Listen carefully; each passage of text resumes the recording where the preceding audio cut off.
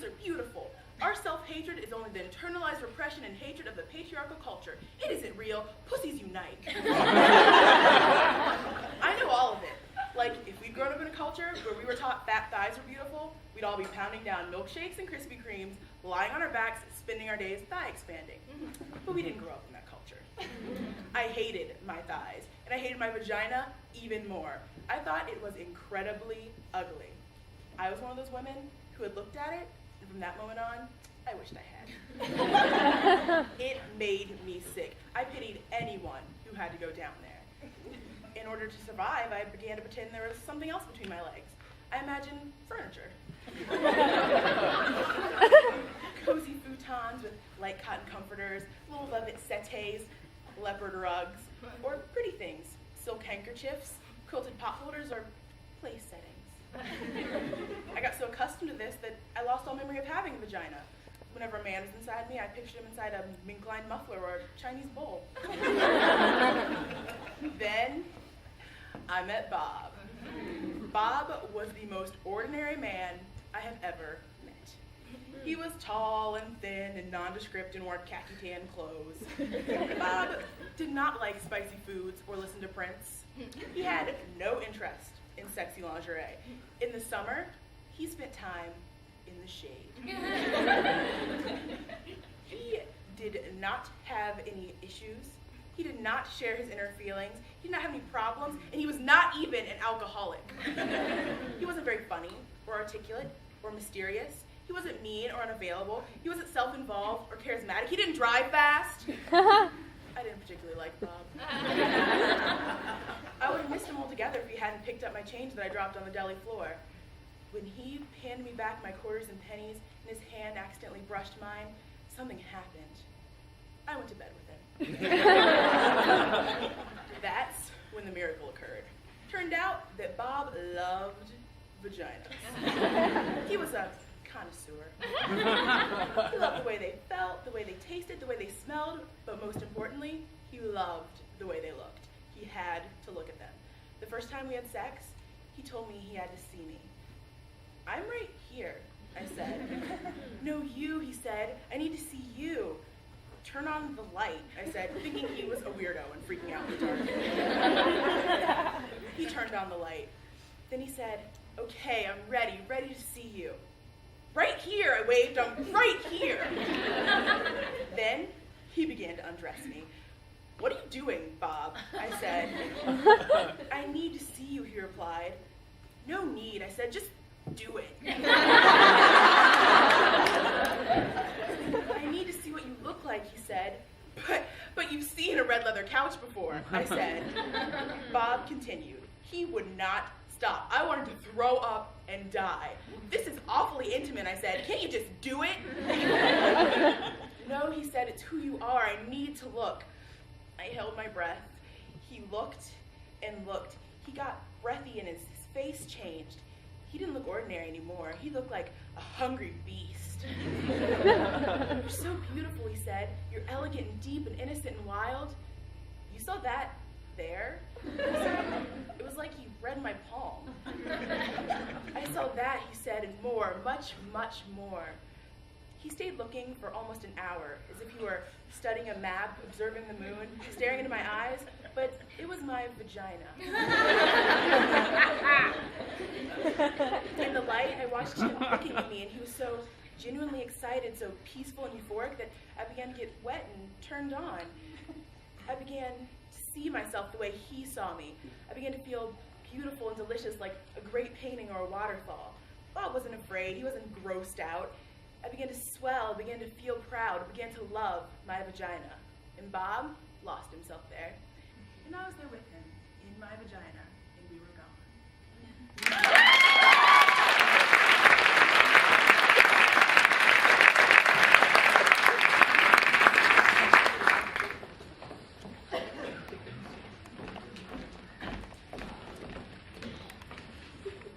Many women were interviewed about menstruation. A choral thing began to occur, a kind of wild collective song. Women echoed each other. The voices bled into one another. Second grade, 7 years old. My brother was talking about periods. didn't like the way he was laughing. I went to my mother. "What's a period?" I said. "It's punctuation," she said. "Put it at the end of a sentence."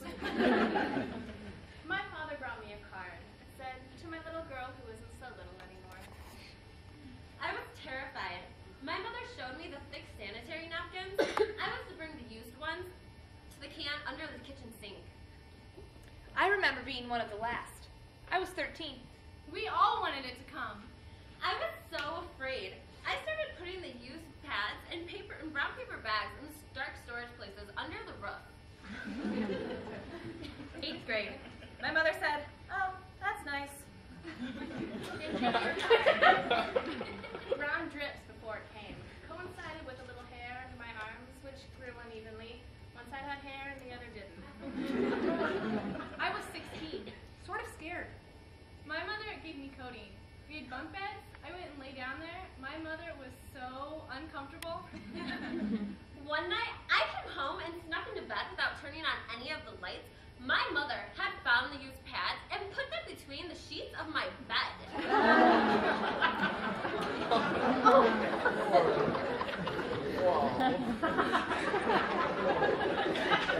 I was 12 years old, still in my underpants, hadn't gotten dressed. Looked down on the staircase and there it was. Looked down and I saw blood. 7th grade, my mother sort of noticed my underwear. Then she gave me plastic diapers. My mom was so warm. "Honey, let's get you a pad." My friend Marcia, they celebrated when she got hers. They had dinner for her. We all wanted our period. We all wanted it now. 13 years old. It was before Kotex. Had to wash your dress. I was black and poor. Blood on the back of my dress in church. Didn't show, but I was guilty. I was 10 and a half. No preparation, brown gunk on my underpants.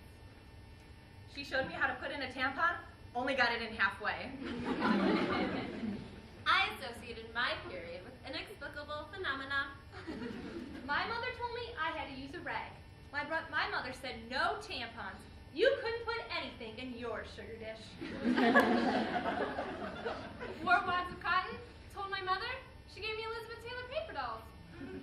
15 years old, my mother said Mazel Tov, and she slapped me across the face. I didn't know if it was a good thing or a bad thing. My period, like cake mix, before it's baked. Indians sat on moss for 5 days. Wished I were Native American. I was 15 and I'd been hoping to get it.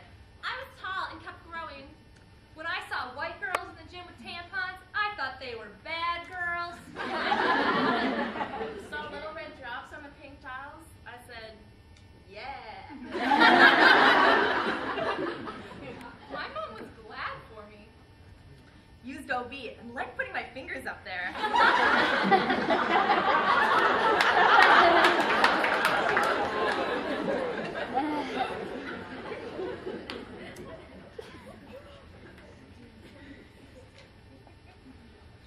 11 years old, wearing white pants. Blood started to come out. Thought it was dreadful. I'm not ready. I got bad pains. I got horny. 12 years old, I was happy. My friend had a Ouija board, and we asked when we were going to get our period. Looked down, and I saw blood. Looked down and there it was. I'm a woman. Terrified. Never thought it would come. Changed my whole feeling about myself. I became very silent and mature. A good Vietnamese woman. Quiet, virtuous, never speaks. 9 and a half. I was sure I was bleeding to death. Rolled on my underwear and threw them in a corner. I didn't want to worry my parents. My mother made me hot water and wine, and I fell asleep. I was in my bedroom in my mother's apartment. I had a comic book collection. My mother said, "You mustn't lift your box of comic books." My girlfriends told me you hemorrhage every month. My mother was in and out of mental hospitals. She couldn't take me coming of age. Dear Miss Carling, please excuse my daughter from gym class. She is just matured. At camp, they told me not to take a bath with my period. They wiped me down with antiseptic. Scared people would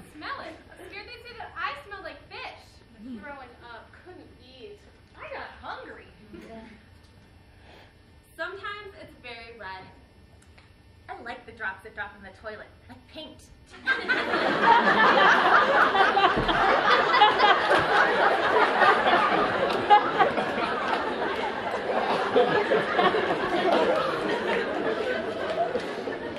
Sometimes it's brown and it disturbs me. I was 12. My mother slapped me and brought me a red cotton shirt. My father went out for a bottle of sangria.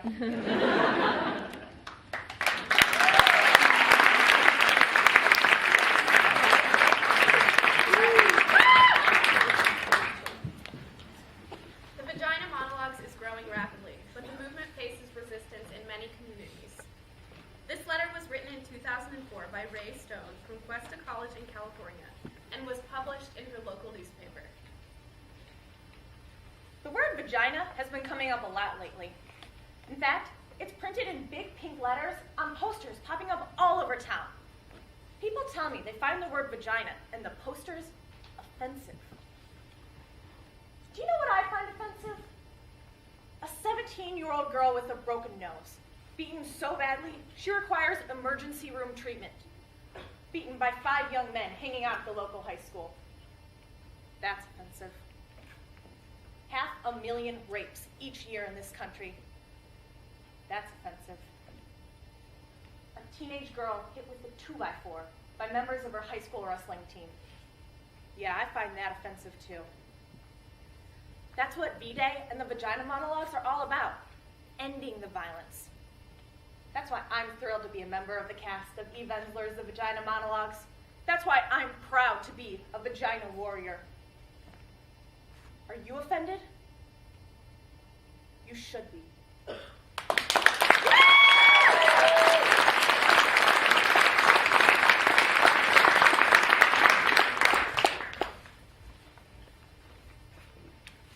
This monologue is based on interviews by Eve Ensler with women from the Oglala Lakota Nation on the Pine Ridge Reservation in South Dakota.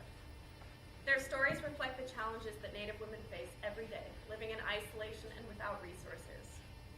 According to the U.S. Bureau of Justice Statistics, the average annual rate of rape and sexual assault among American Indian women is 3.5 times higher than all other races. He wanted to go out. He said to me, "You stay here." I said, "I wanted to go out." He said, "You have a baby." I said, "It's our baby." I laid the baby down. He probably felt my tension because he was whimpering, the baby. I looked up, and he slapped me, my husband. Not a blast that knocks your eyes blue. That came later. It was a smack, a hard, domestic smack. He looked at me. He was smiling. I couldn't believe it. He was smiling. He slapped me again.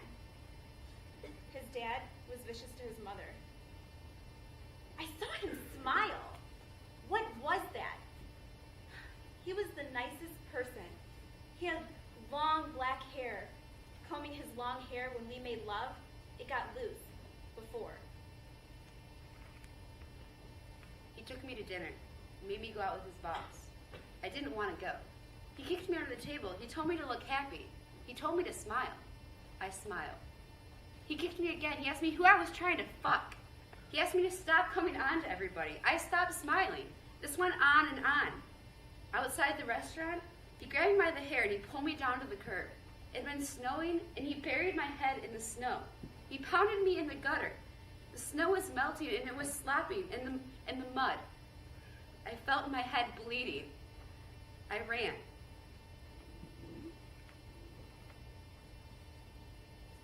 He was drinking. I was too. I must have blacked out. I woke up in the hospital after 5 brain surgeries. My hair was gone, all shaved off. I had to relearn to talk, relearn to use my arms. It took me 4 months to remember how to cook breakfast. I remember putting the egg in the frying pan with the bacon. I knew the egg felt right. I just didn't remember to crack it open. Just the egg in the frying pan, in its shell. I was bald. After 18 years, he beat me in the morning. When he was so nice again, I would braid his long hair. I would take my time like I cared so much, and I would do it perfectly crooked. I would make the hair so they would stand up all crazy-like. Then he'd go forgetting that the bruises on my face were his handprints. He'd walk all macho in the road, all cocky in the street, but his braid would be so crooked and look so stupid and wrong. This shouldn't have made me that happy. It really just shouldn't have made me that happy. Heard that he was out with a woman, making love, and she was fluffing his hair when he was wild on top of her. He came home much later, and his hair was braided up all right and tight. He passed out from drinking. Then I got up with scissors as he snored and slowly walked to him and just cut the braid off, completely off, and put it in his hand, so that when he woke up, he screamed, "What the fuck? I'm gonna kill you!" And he jumped up. But I had tied his shoes together so he couldn't run. I didn't go back to him for 3 years until I knew his hair had grown out again. I didn't want to have sex with him. He was drunk and I was just a piece of meat. A big hole. I pretended like I was asleep, and he elbowed me and he pulled me up. I remember thinking, just get it over with.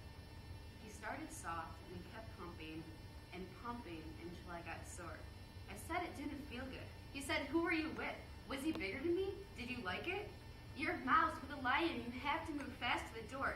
He picked me up like I was a rag. His eyes were numb. I could hear my son screaming. His mouth was open and I could see his tonsils. His tonsils. My husband beat the shit out of me. My husband wrapped my long hair in his hand and jerked my head. I tried to get my son. "That's not your son," he said, holding my hair in his hand. "That's not your son anymore." Now he calls me in the middle of the night, Weeping. He didn't mean to beat his wife. He didn't mean to batter her. He's suicidal, He knows what his mother went through. but he can't stop. My son. They took our land. They took our ways. They took our men. We want them back.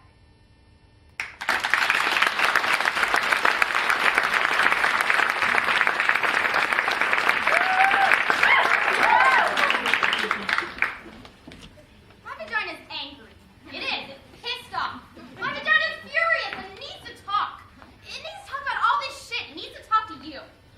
I mean, what's the deal? An army of people out there thinking of ways to torture my poor-ass loving vagina? Spending their days constructing psycho products and nasty ideas to undermine my pussy? Ugh, vagina motherfuckers! All this shit they're constantly trying to shove up us, clean us up, stuff us up, make it go away. Well, my vagina's not going away. It's pissed off and it's staying right here. Like tampons. What the hell is that? A wad of dry fucking cotton stuffed up there? As soon as my vagina sees it, it goes into shock. It says forget it. It closes up. You gotta work with the vagina, introduce it to things, prepare the way. That's what foreplay's all about. You gotta convince my vagina, seduce my vagina, engage my vagina's trust. You can't do that with a dry wad of fucking cotton. Stop shoving things up me. Stop shoving and stop cleaning it up. My vagina doesn't need to be cleaned up. It smells good already. Don't try to decorate. Don't believe him when he tells you it smells like rose petals when it's supposed to smell like pussy. That's what they're doing. They're trying to clean it up, make it smell like a garden or a bathroom spray. All those douche sprays, floral, berry, rain. I don't want my pussy to smell like rain. I want to taste the fish. That's why I ordered it.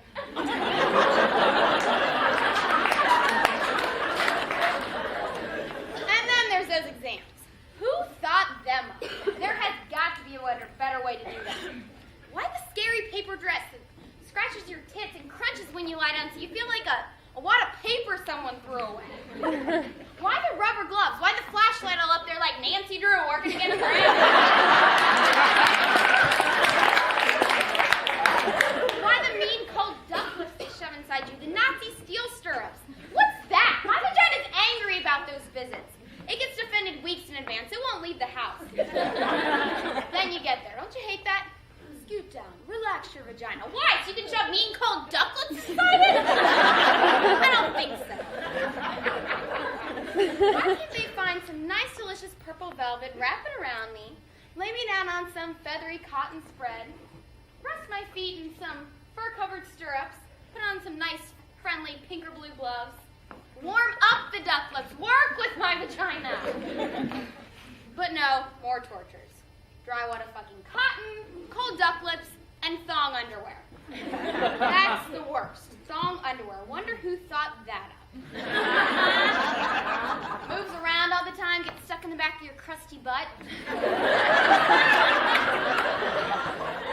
vagina's supposed to be loose and wide, not held together. That's why girdles are so bad. We need to move and spread and talk and talk. Vaginas need comfort. Make something like that. Something to give them pleasure. Now, of course they wouldn't do that. Hate to see a woman having pleasure, particularly sexual pleasure. I mean, make a nice pair of soft cotton panties with a French tickler built in. Women would be coming all day long, coming in the supermarket, coming in the subway, coming on the Oval. They'll make happy vaginas. They wouldn't be able to stand it, seeing all those energized, not taking shit, hot, happy vaginas. If my vagina could talk, it would talk about itself like me. It would do vagina impersonations. It would talk about other vaginas. It would wear Harry Winston diamonds. No clothing, just there all draped in diamonds. My vagina helped release a giant baby. It thought it would be doing more of that. It's not. Now it wants to travel. It doesn't want a lot of company. My vagina, it wants everything. It wants sex. It loves sex. It wants chocolate. It wants soft kisses and gentle touch and warm liquids. My vagina, well, it wants everything.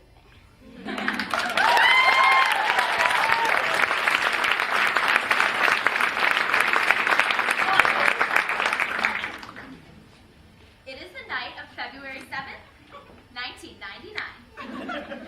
John and I have just returned from a post-80s dance party. I've told my mother that I'm spending the night at Laura's. We're in John's basement. And we have decided that tonight is the night we're gonna do it. We've been planning it for a while now. But, like mature quasi-adults, quasi-adolescents, we want to be safe. This, of course, means that John has to buy some condoms. After multiple attempts, thwarted by chance meetings in the aisles of Kmart with Mrs. Bridgehorn, our junior English teacher, and Mr. Oakton, John's church minister, John finally manages to purchase a box. So now, armed with our Trojan, regularly sized, ultra-ribbed for her pleasure condoms, and KY Jelly specially designed to enhance agility and mobility spermicidal lubricant, we are ready to begin. I eye the lubricant nervously. I am so nervous that it is quite possible we might need an even bigger tube. I'm thinking Sam's economy size. But how do I go about asking my mother to add lube to this shopping list? And then John turns off the lights. In his attempts to cultivate a romantic atmosphere, he has surrounded his bed with candles. Unfortunately, quite a few of them belong to his pious mother, meaning they're in the shape of angels, Jesus, and the Virgin Mary. I watch as flames engulf Jesus' head. Oh, Jesus. John puts on a mix CD he's made for the occasion. I can only hope that the Metallica, meant for foreplay, will fade into something a little more soothing. John begins to kiss me and touch me. His hand is on my side. Oh my God, and it's sliding up. Oh my God, and it's on my breast. His hand is on my breast. This is so weird. Woo, but so good. We are breathing heavily, and I sit up and pull my shirt up over my head in one smooth, sultry motion. Except it loses some of its sultry appeal as my neck is if my head gets stuck in the neck hole. Somehow in the movies, this move looks so much easier and less dangerous. But finally, we get on with it. We are now both completely naked in bed together. John can hardly contain himself, literally. All is exposed as we lay there together. My pouch of the stomach, his back acne. My legs are covered in goosebumps. I realize in horror that he'll think my legs are prickly. I have a mad desire to rub my legs together profusely and tell him that I am cold. I promise I did shave today. Shaved damn well just for him. But I contain myself. I don't want to seem weird or anything. But soon he presses me against him and I'm warmer. I forget the goosebumps. I begin to relax. You know, this could be fun. And then he pulls a condom out of the box on the bedstand. We both look at it tentatively. Do you know how to put it on? I ask in a tiny voice, and I hope he does because I have no clue. I mean, I suppose you just sort of plop it on top and roll downward. But there's got to be more finesse than that. But he says he does know, and so he rolls it on, and it looks a little painful. And it immediately begins to, well, droop. After a few encounters of this sort, it will occur to us to buy bigger condoms for John. And a few more after that, I will realize I am a very lucky girl. But for now, we're at a loss as to how to make him behave properly. So out comes the lube. Oh, God. This is like coating everything in Vaseline. Oh, it's all over my hands and on him, and I don't mean to, but I start laughing. Oh, it's bad. Who invented this stuff? So we're finally going to put it in, but this stuff is all over my hands. I want to say, please hold while I find myself a moist towelette. Then pause, wipe, climb back on and say, thank you for your patience. Please continue. Now, where were we? Instead, I just wipe it on the sheets. Ooh, I'm sure I'll regret that later. So then, after a few more flubs and misplaced body parts, John finally gets it in. And hello, that's pain. My face contorts in agony as I look down to see the glee upon his face. He starts moving up and down. Oh, baby. Oh, sweetie, how does it feel? I wince with each wrap. Oh, good. I manage to eke out. Just fine. Doing swell up here. Oh, yeah. I could just go all night. Yeah? Oh, yeah. I reply, that would be fantastic. But after the initial thrust, it gets a little better. Quite a bit, actually. And I begin to see the light at the end of the tunnel. Perhaps one day, this could be pleasurable. But meanwhile, I'm dealing with the issue at hand, which is bodies. What are you supposed to do while you're doing it? In the movies, the bodies always line up perfectly. The man's head is right over the woman's, with plenty of room for her ample bosom to rise and fall in the heat of passion. He stares into her eyes, brushes the hair out of her face, and kisses her tenderly, as they hold each other, and of course, climax at exactly the same time. Right. In reality, I have no idea what to do with myself. I'm 5'2", and John is 6'1". There is a lot there that doesn't line up. So I'm trying to figure it out. What do you do with your hands? Your arms? Your legs? Your eyes? What do you look at? What do you say? Somehow John and I stumble through it. I'm trying not to think so much, trying to let go, trying to relax, and it's good, I'm great, no problem, just having some sex, doing my thing. And while I'm thinking so much about the sex that I'm having, John rolls over and groans. He's done. We're done. We're done? That's it? He kisses me on the forehead will work on making me feel good. Oh, Jesus. But I have to smile because he's sweet and it was fun and, oh my God, we just did it. And now I'm a woman, I think as I roll over. Oh.